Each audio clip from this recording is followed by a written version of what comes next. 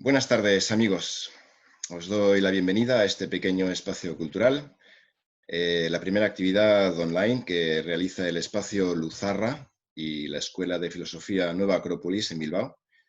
Digo que es la primera por si acaso tenemos algún pequeño problema técnico, pero espero que no haya ningún problema. Mi nombre es Giva y voy a hacer una pequeña presentación y después de mí hará otra pequeña presentación mi compañera Ana Laura. Nuestra intención con estas actividades online, estas microcharlas, es mantener el contacto con las personas que normalmente nos siguen en nuestra sede y que por las circunstancias pues, no podemos recibir en nuestro local. Y también, como es propio de nuestra orientación, la manera que tenemos de entender las cosas, aportar un poco de filosofía que siempre viene bien para enfrentar adversidades, enriquecernos como personas y hacer nuestra vida un poco más útil. En esta ocasión vamos a partir de piezas arqueológicas muy famosas, con las cuales, aparte de algunos datos culturales y de historia, pues vamos a intentar hacer una pequeña reflexión. En este caso voy a utilizar esta magnífica pieza, una de las obras maestras de la escultura griega, helenística en este caso, tan famosa como es la Victoria de Samotracia. Bueno, me gustaría decir que una pieza escultórica, una escultura de la antigüedad no solo tiene su valor estético, sino que es un trocito de historia. Y esto es un poco como Alicia en el País de las Maravillas, que entra por un pequeño túnel persiguiendo a un conejo y se encuentra todo un mundo lleno de maravillas. En este caso, en la historia de la humanidad, pues un dato, vamos persiguiendo un dato, en este caso, si buscamos sobre la Victoria Samotracia, nos vamos a encontrar muchas más referencias que nos llevan a nuevas referencias y en ese camino pues vamos a encontrar auténticas enseñanzas, ideas inspiradoras, auténticos tesoros culturales y espirituales. Bueno, me gustaría empezar por, refiriéndome a la Victoria de Samotracia. Esta pieza se encontró, bueno, la encontraron en un montón de trozos, unos 30 trozos. Esto es una reconstrucción. Científicos, perdón, arqueólogos franceses en el siglo XIX, a mediados del siglo XIX, la encontraron en un yacimiento arqueológico que se llama el Templo de los Grandes Dioses en Samotracia. No es exactamente Grecia, sino una isla que está un poco a caballo entre la actual Turquía y la actual Grecia, donde había un complejo de templos donde se realizaban una serie de cultos que, bueno, se llaman comúnmente mistéricos, es decir, que allí se transmitían una serie de enseñanzas, una serie de visiones acerca de las grandes verdades de la vida, la muerte, el alma, el ser, esos misterios, esas preguntas que siempre tenemos, se daban con una serie de pautas y a un determinado tipo de personas que tenían una preparación suficiente. Para que nos hagamos una idea, pues un Heródoto, por ejemplo, el padre de la historia tal como la conocemos hoy, fue iniciado en los cultos de Samotracia, y también un Filipo II, por ejemplo, macedonio, y el padre nada más y nada menos que del grandísimo Alejandro Magno, para hacernos una idea de la importancia. Bueno, pues esta estatua se encontró allí, era una especie de exvoto, es decir, que conmemoraba una victoria naval, porque bueno, nosotros la vemos con una base cuadrada, pero su estado original estaba encima de una base, una escultura de la proa de un barco. Entonces los arqueólogos pues, han llegado a la conclusión de que es una estatua conmemorativa de una victoria naval. Todos estos son datos arqueológicos, sin más. Hay que decir que, bueno, esta pieza fue reconstruida por los arqueólogos y trasladada a su posición actual, el Museo del Louvre, donde recibe a los visitantes en una de sus principales escalinatas. Y pues ha ido con el tiempo tornándose todo un símbolo, un icono, que ha inspirado otro tipo de representaciones artísticas, incluso de arte moderno. Y bueno, un pequeño dato. de cómo inspira el mundo clásico cosas que tenemos delante y a veces no sabemos de dónde vienen. Si recordamos la famosa marca de zapatillas y ropa deportiva Nike, toma su nombre de esta escultura, porque esta es una escultura de la diosa Victoria, que en griego es Nike. Bueno, pues ahí tenemos Nike, la diosa Nike griega, es el origen del nombre actual de la marca Nike. Y el simbolito ese tan famoso, esa especie de aspa hacia arriba, está inspirado en la síntesis del dibujo de las alas de esta diosa. La diosa Nike, ya yendo un poquito a mitología, la diosa de la victoria, era una diosa que premiaba a los guerreros que habían realizado grandes hazañas en el campo de batalla o a los atletas vencedores en las famosas Olimpiadas. Y se la representaba en las estatuas muchas veces en la mano de alguno de los grandes dioses. Yo le doy mucha importancia al hecho de que aparezca, creo que estáis viendo la imagen, en la mano de la diosa Atenea. En este caso es la Atena Partenos, esa famosa estatua de la antigüedad que por supuesto no ha llegado hasta nuestros días, esculpida en marfil y oro y que estaba dentro del famoso templo del Partenón en Atenas y que portaba una diosa Victoria, una Nike en la mano. A mí me gusta reflexionar sobre esto porque me puede llevar a pensar que la victoria, la verdadera victoria, no necesariamente está referida a algo exterior. No necesitamos vencer ninguna batalla ni ganarle a nadie. No necesitamos vencer en unas Olimpiadas, en ninguna competición, sino que, como nos muestra el símbolo, la victoria está en la mano de Atenea, y Atenea es la diosa de la sabiduría, la inteligencia, las ciencias, las artes. La verdadera victoria quizá sea un elemento interior. Yo diría que toda guerra, toda batalla, toda adversidad empieza a vencerse desde el interior, desde nuestra propia mente, desde nuestra propia actitud.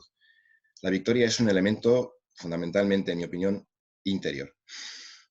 Y bueno, solemos hablar del pasado, de las grandezas del mundo clásico, y bueno, en tiempos como los que estamos viviendo, estas semanas, días que se nos pueden hacer largos, también hay victorias, podemos hablar perfectamente de victorias. Por supuesto, todas las personas que en estos momentos pues, sufren y tienen que enfrentar adversidades, todas esas personas que en estos momentos pues, se esfuerzan por ayudar a los demás en los diferentes sectores, jugándose muchas veces la salud del tipo, pues tienen merecido desde aquí nuestro reconocimiento y agradecimiento esos laureles que la diosa Victoria pues, ponía en la cabeza de los vencedores.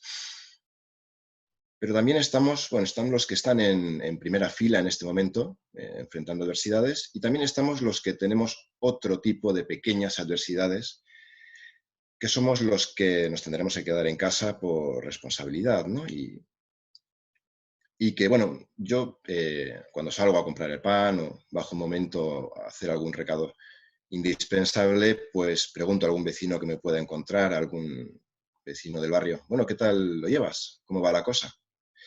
La respuesta más común es que, bueno, aquí aguantando, pasando los días lo mejor que se pueda y que acabe esto cuanto antes, ¿no? En mi opinión,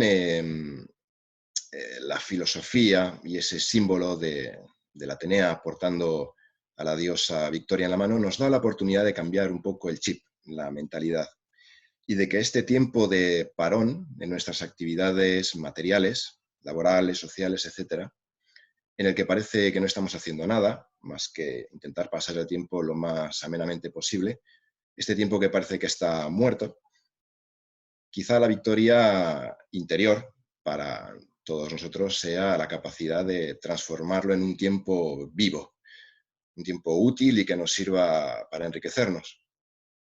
Bueno, ¿y esto cómo se hace? ¿Me monto una competición en casa de algún tipo o intento marcar algún récord?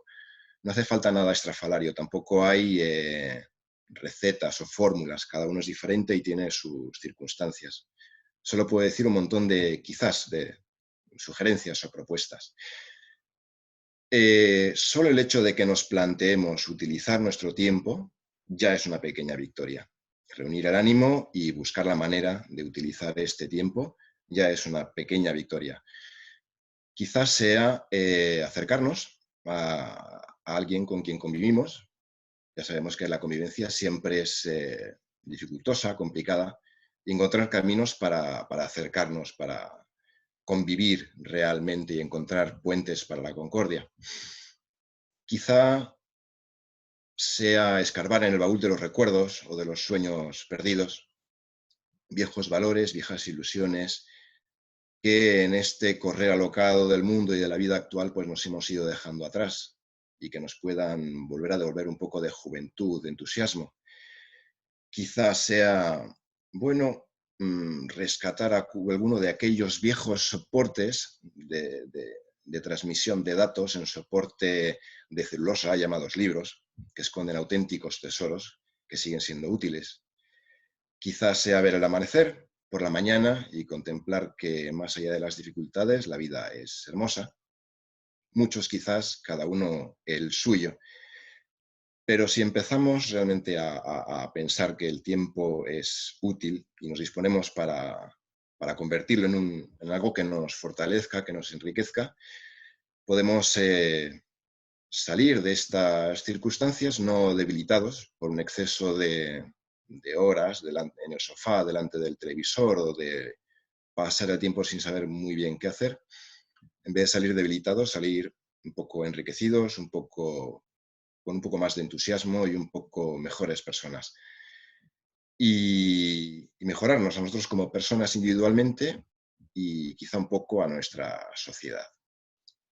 Y bueno, esto es lo que yo os quería exponer hoy. Ahora os voy a dejar con un cortito vídeo acerca de la pieza en concreto y enseguida entrará mi compañera Ana Laura, que seguro que os va a contar algunas cosas muy interesantes. Hasta otra.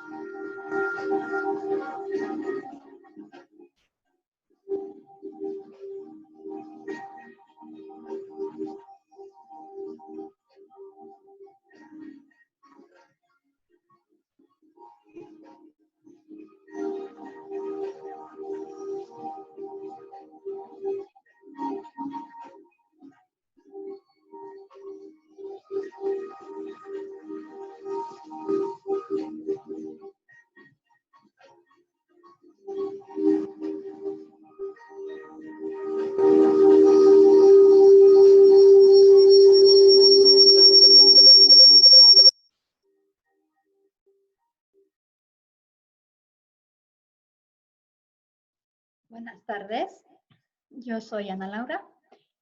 Bueno, pues con esas bellas imágenes espero que hayáis podido volar con esas alas de la victoria. Yo os propongo también volar con distintas alas, que serán las de la mariposa. Voy a hablaros de Chacmol, que es el símbolo, la pieza que os voy a hablar del taller Horus. Es de la cultura tolteca y maya tolteca. Precisamente esta es una réplica de un chacmol, se llama chacmol, de Chichén Itzá, la ciudad maya de Chichén Itzá. Pero también las encontramos, estas estatuas, en la cultura tolteca, como por ejemplo la de Tula. Sobre Chacmol no se dice muchas cosas, porque, o sea, no encontramos muchas cosas. Sí que se dice que Chak se hace referencia a unos sacerdotes y también a un dios de la lluvia, pero para entenderlo mejor voy a referirme a otra pieza que hace el taller Horus, que es el Atlante de Tula, la misma cultura que también de donde proviene el Chacmol. ¿Y por qué el Atlante? Lo veía así.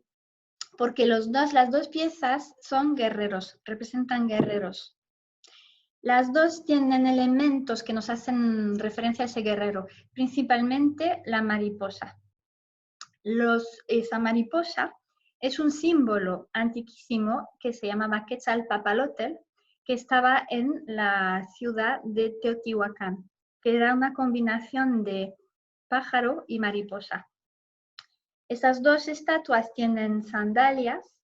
La del Atlante tiene unas conchas marinas porque hace referencia a Quetzalcóatl y se asocia a Quetzalcóatl con el mar porque se dice que venía de allí. Y también en la cabeza tienen una corona de turquesas las dos piezas. Bueno, ¿qué podemos decir acerca de estas piezas? La función de guerrero.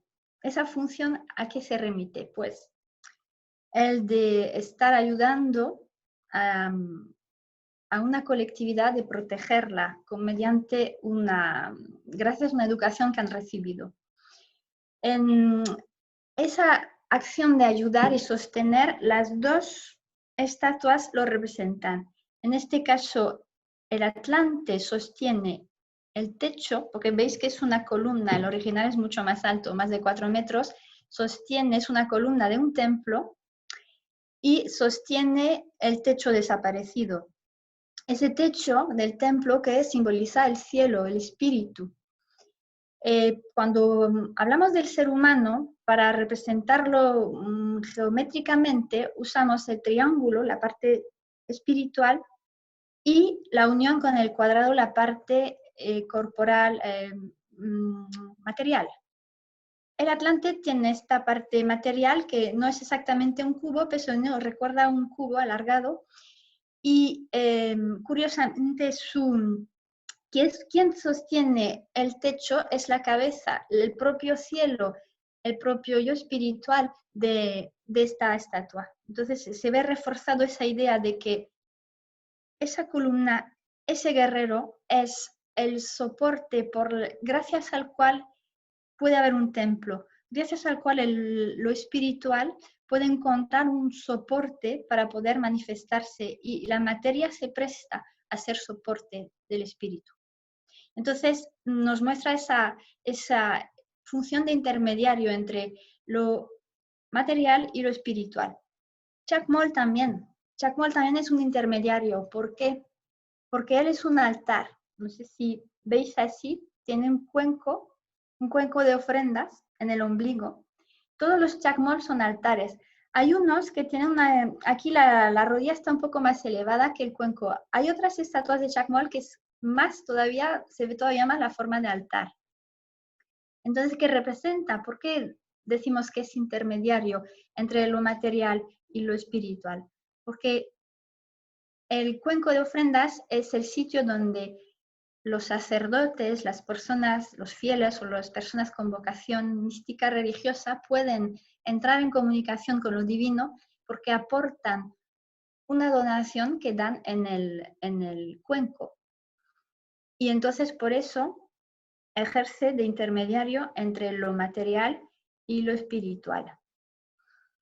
Y esa función de unión entre material y espiritual también está presente en la forma del cuerpo. Esos cuerpos son hermosos, armonizados, pero no es como que pasan en segundo plano, porque lo importante aquí el cuerpo es un bloque, y Chacmol también. Entonces eso da la idea de que han puesto todo el cuerpo al servicio del espíritu.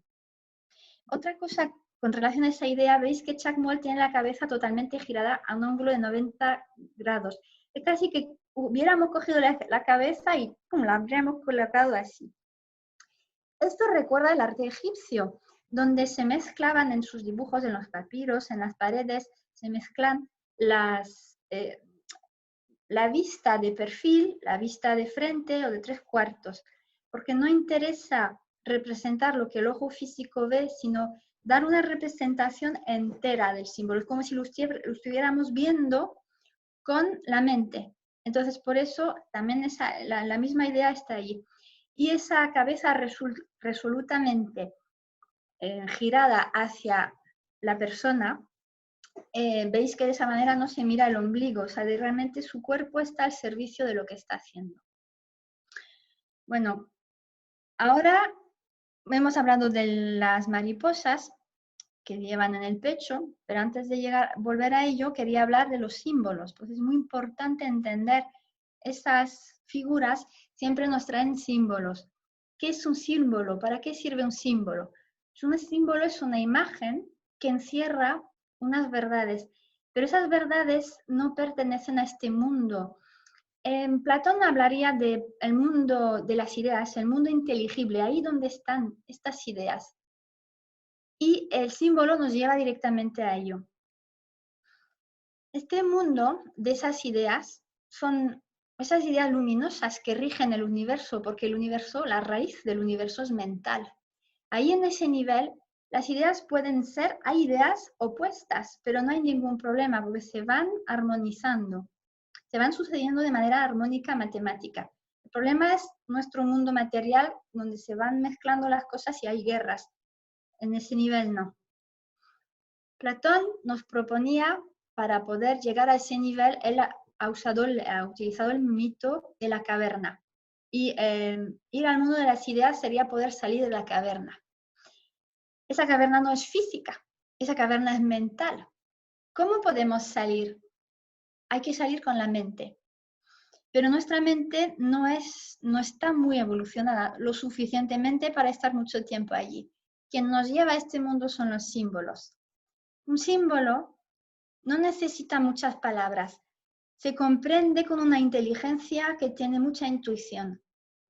A veces podemos leer textos y textos y textos que tienen muchos conceptos intelectuales, dan muchísima vuelta, pero no llegan. El símbolo se ahorra todas las palabras y nos lleva tan alto a esos mundos. Por eso son tan importantes y conviven con los seres humanos. Los seres humanos los necesitan y tienen esa capacidad de adaptarse al mundo, a la época, a la zona geográfica. Por ejemplo, en el País Vasco tenemos el Lauburu, pero el Lauburu también es una esvástica. Son símbolos antiquísimos.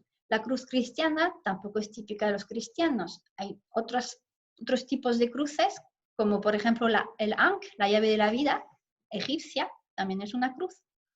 Entonces, con estos símbolos, que son muy diversos, todos nos llevan hacia arriba. Y es lo que también se refuerza con la idea de la mariposa. La mariposa que tenemos en estas dos piezas, como os decía, el origen es Quetzalpapalotl. Quetzalpapalotl sería la mariposa emplumada. En esa cultura precolombina, las culturas precolombinas, hay muchas. El quetzal se usa mucho para el quetzalcóatl, la serpiente emplumada, también hay caracolas emplumadas y ahora la mariposa emplumada. ¿Qué significa? Pues le da un refuerzo, porque sabéis que la mariposa en muchas culturas significa el alma, psique. El alma que tiene posibilidad de reunirse con el espíritu. El alma que es la parte intermedia entre el cuerpo y el espíritu. Pero también decimos a veces cuando tenemos la imagen de mariposa que vuela de flor en flor, es muy inconstante. Entonces cuando tiene esas plumas de quetzal no hay ninguna duda. Esa mariposa no se queda buscando aquí por ahí en las flores, sino que busca ir hacia arriba. Otra cosa, veis que está en el pecho, entonces está cubriendo el corazón. El corazón también lo podemos asociar con la palabra coraje porque tiene la misma etimología. Y el coraje es una de las virtudes esenciales de los guerreros. Entonces aquí nos está simbolizando que ese coraje que tienen lo tienen, ese corazón coraje está cubierto por esa mariposa que busca elevarse más allá de lo meramente personal. De hecho, en América precolombina, como en todas partes donde ha habido esos guerreros que cumplían esas funciones, había unas escuelas donde tenían educación esmerada, luchaban contra sus propios enemigos interiores, adquirían poder, pero poder no para aplastar a los demás, sino para ponerlo al servicio del grupo humano al que defendían. Y eso me lleva a otro símbolo, que es la guerra. Porque la guerra hoy en día se entiende muy mal, sin embargo, en todas las culturas antiguas, la guerra externa es el reflejo de la guerra interna, y esto lo tenemos, por ejemplo, en las artes marciales. Sabéis que las artes marciales nacieron en los templos. Tenemos otro ejemplo, el Bhagavad Gita en la India, la guerra interior, está clarísimamente contada. La guerra exterior no es más que la proyección de una guerra, la más importante, la más que nos persigue en nuestra evolución humana, que nos acompaña desde hace milenios y milenios. ¿Cómo lo podemos entender esa guerra en palabras más modernas? Porque eso choca. Hoy en día muchas personas no lo aceptan. Sin embargo, todos tenemos esa guerra del espíritu contra la materia. Pues podríamos decir contra nuestros defectos, contra nuestros instintos que nos obligan a vivir de una manera que no queremos. Todas esas sombras que tenemos, todos queremos, nos hacen sufrir y queremos ser mejor. Pues el sentido de la guerra se da, ese sentido de la guerra interior, ese símbolo. Y bueno, la mariposa. También viene a nivel físico, la mariposa viene de una oruga. Y la oruga, pues es un bichito, bueno, no muy agradable o como un poco más feo, pero luego se transforma en bella mariposa. Es como el patito feo, el mito del patito feo es la misma historia, que es muy feo cuando es pequeño, pero su vocación y su destino es transformarse en un bello cisne. Lo mismo con la mariposa. Y esto pues es un gran mensaje que nos están transmitiendo esas estatuas que llevan siglos y siglos transmitiendo en la piedra un mensaje que nos llega hasta hoy. Y esa es una de las ideas. ¿Y con qué nos podríamos quedar después de haber visto esta pieza? Pues con esa idea de que los testimonios mudos de la piedra, pero que hablan mucho por las imágenes, traspasan los siglos, aunque estemos muy lejos de ello geográficamente, pero sobre todo psicológicamente y con el tiempo, sí que las traemos, si nos ponemos en contacto con ellos, nos ayudan hoy para entender esas verdades. Y también poder entender que la mariposa pues nos es útil para nosotros también, que podamos transformar nuestro corazón, que es lo que es un deseo que tengo para hoy, para poder volar. Y porque realmente nos propone una conexión distinta y mucho más saludable que las conexiones que se ven hoy. Las conexiones hoy con las máquinas y los aparatitos están muy bien, pero sabéis que a veces nos planteamos el problema de la contaminación, el daño que hacen las ondas, la conexión no siempre es buena, a veces nos sentimos saturados. Desde luego las conexiones espirituales no. Nos llevan a un mundo, ese mundo fuera de la caverna, donde hay un oxígeno espiritual que nos aporta una luz que necesitamos y así nos ayuda a subir de nuestro nivel cotidiano, nuestros problemas cotidianos y gran falta hace hoy y siempre. Entonces es mi gran deseo que podáis transformar vuestros corazones en mariposas y podáis volar muy alto hacia la luz y hacia la belleza. Muchísimas gracias.